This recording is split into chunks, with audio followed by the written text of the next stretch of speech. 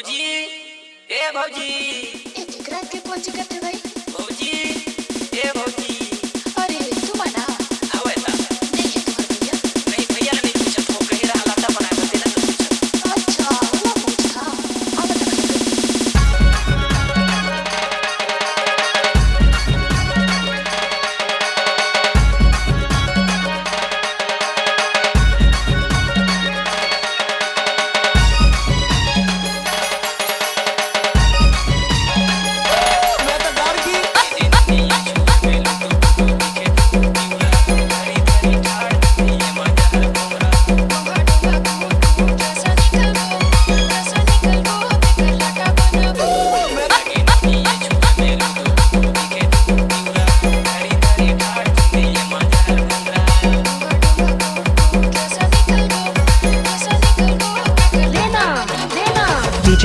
DJ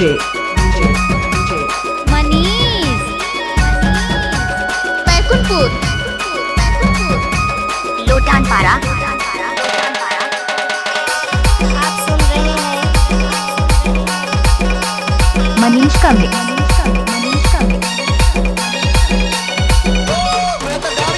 तेरा में तो नाची रही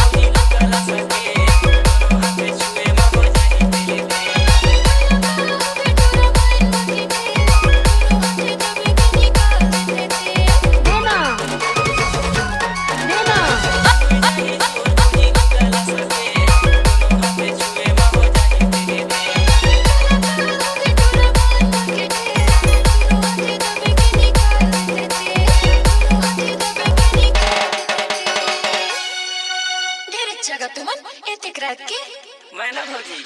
मैं ना आज ये कांटा खुटिए के नहीं बचाए हो भौजी मैं दिन आता मेरे को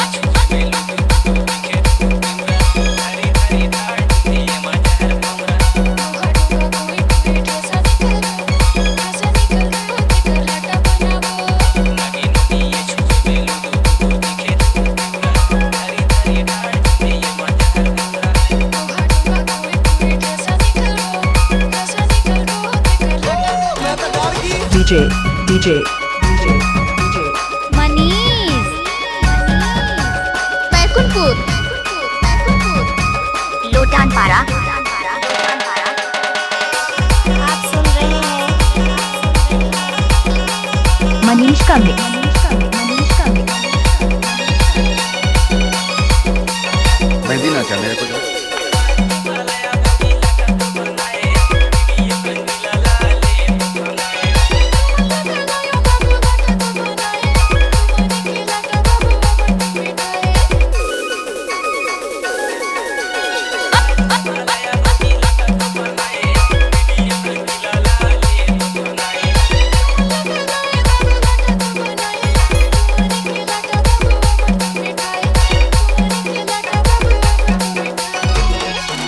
सही में कहते कि टूरे के जीव रथे मोड़ी में मोर मन का कथे ना भौजी जहाँ मिलते उहे रथे मूड़ी